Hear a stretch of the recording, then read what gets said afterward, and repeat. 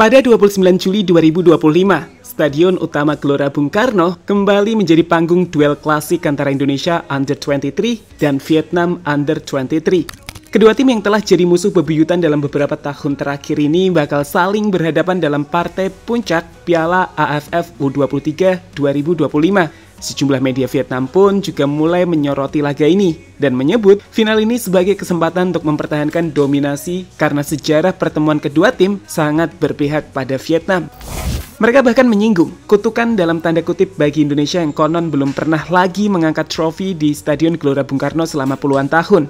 Namun melihat perjalanan kedua tim dan perkembangan dari skuad timnas Indonesia, menganggap Indonesia remeh justru menjadi bumerang bagi mereka. Indonesia datang dengan motivasi lebih dan potensi untuk mengalahkan Vietnam jelas terbuka. Lantas, bisakah hal itu dilakukan skuad Garuda? Berikut analisis perjalanan ke final, perbandingan kekuatan, kelemahan, dan menelusuri narasi kutukan di GBK yang jadi headline media di Vietnam.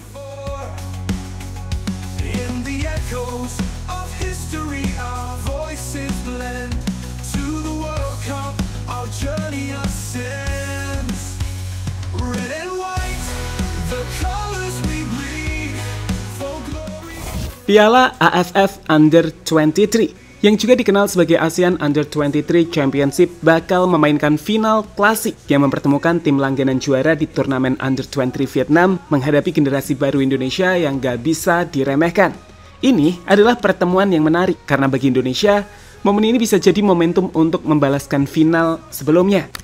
Ya, baru-baru ini, media Vietnam seperti dilaporkan oleh The Tao 247VN menyoroti keunggulan sejarah mereka dengan 5 kemenangan dari 6 pertemuan terakhir melawan Indonesia Under-23, termasuk kemenangan di final 2023 via adu penalti 6-5 setelah imbang 0-0.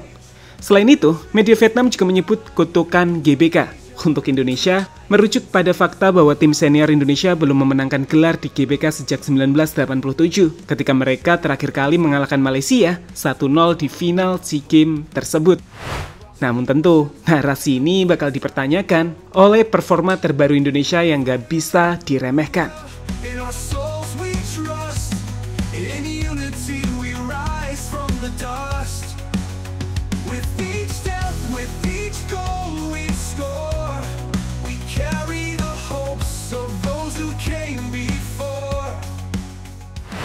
Bicara soal laga final, kita akan ngomongin dulu perjalanan kedua tim lolos ke partai final. Dalam hal ini, Vietnam yang berada di grup B tampil dengan penuh percaya diri.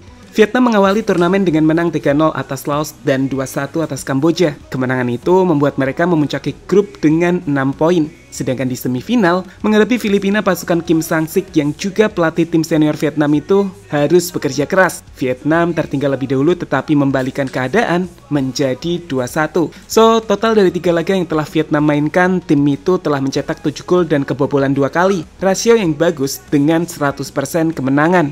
Bagaimana dengan Indonesia? Tergabung di grup A, pasukan dari Gerard Vandenberg itu membuka turnamen dengan menang 8-0 atas Brunei Darussalam.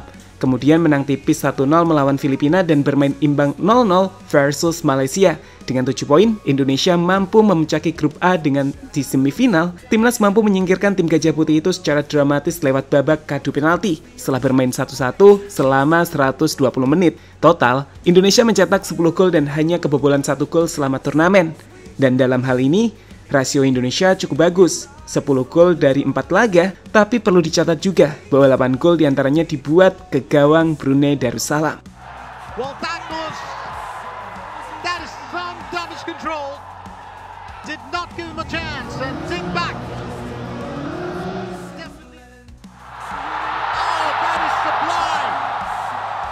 That is absolutely sublime.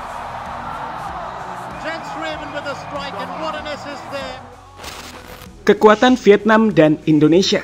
Bicara jelang laga Indonesia versus Vietnam di partai final nanti, di sini kita akan bicarakan soal kekuatan dari kedua tim. Pertama, Vietnam. Menurut kami, salah satu keunggulan utama timnas Vietnam ada pada mentalitasnya. Tim ini merupakan juara bertahan. Bahkan di partai final kali ini, Vietnam bakal tampil di final Piala AFF U23 untuk ketiga kalinya secara beruntun. Selain itu, mereka juga pernah mengalahkan Indonesia di final 2023 di Rayong, Thailand, lewat adu penalti. Pengalaman tersebut memberikan kepercayaan diri bagi pasukan mereka. Sementara soal permainan, menurut kami keunggulan dari timnas Vietnam ada pada kemampuan kolektifnya. Variasi permainannya juga banyak, dan itu terbukti dari 5 pemain berbeda yang telah menyumbang gol untuk tim nasional Thailand. Jin Bat dan Heo Min menjadi tumpuan serangan, sedangkan pemain tengah Quan Van Kang menjadi motor serangan. Dalam hal ini, semua pemain bisa mencetak gol tanpa harus mengandalkan satu pemain saja.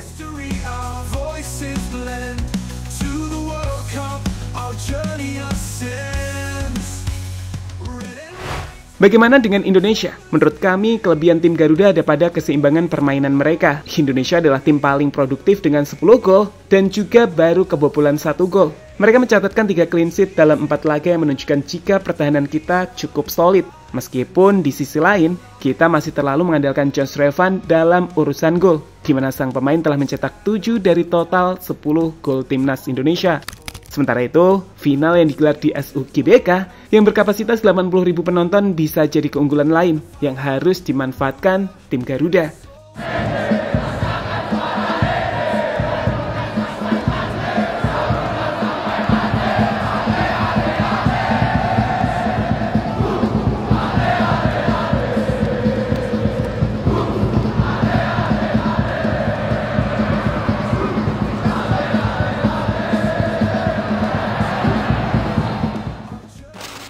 High pressing dan ball possession duel.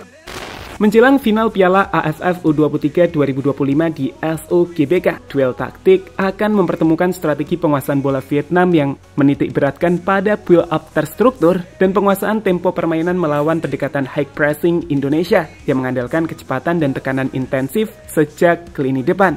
Seperti kita tahu, kedua tim adalah dua tim yang bermain dengan pendekatan yang hampir mirip, penguasaan bola dan tekanan tinggi ke lawan. Nah, untuk Vietnam, dengan formasi 4-2-3-1 atau 4-3-3 yang bisa bertransformasi menjadi 4-4-2 saat menyerang, pasukan dari Kim Sam-sik itu punya dominasi penguasaan bola di sepanjang turnamen. Saat melawan Laos 3-0, mereka mengontrol jalannya pertandingan dan jarang membiarkan lawan, bahkan untuk menjejakkan kaki di setengah lapangan mereka. Begitupun saat melawan Filipina, Vietnam kembali mendominasi penguasaan bola dan menciptakan banyak peluang melalui pola passing di 3/4 lapangan, meski sempat tertinggal lebih dahulu.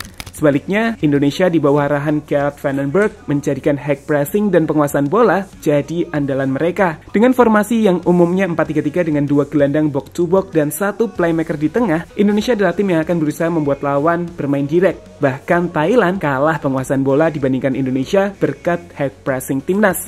So, menurut kami duel ini benar-benar akan menarik karena kedua tim memiliki kecenderungan gaya main yang mirip. Siapa yang lebih efektif dan tak membuat kesalahan, kami pikir akan berpeluang untuk jadi juaranya.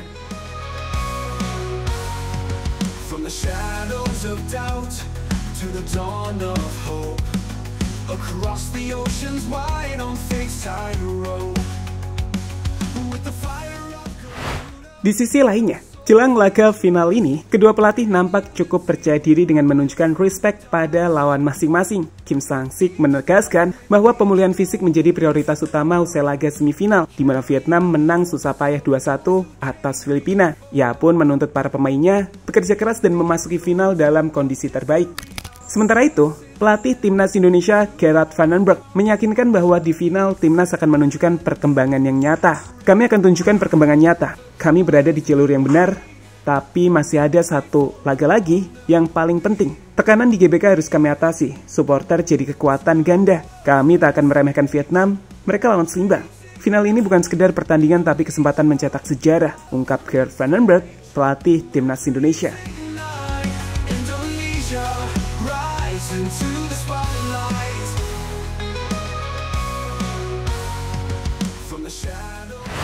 Ya, pada akhirnya, meskipun Vietnam memiliki keunggulan sejarah, Indonesia tak boleh diremehkan. Timnas Indonesia Under-23 telah menunjukkan pertahanan yang kuat dengan pemain kunci yang mampu mencetak gol seperti John Srevan, serta mentalitas yang bagus usai menang adu penalti di partai semifinal.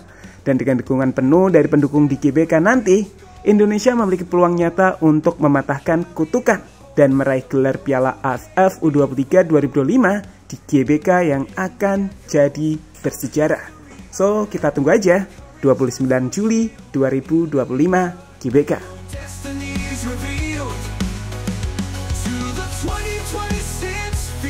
the future's won. We stand as one until the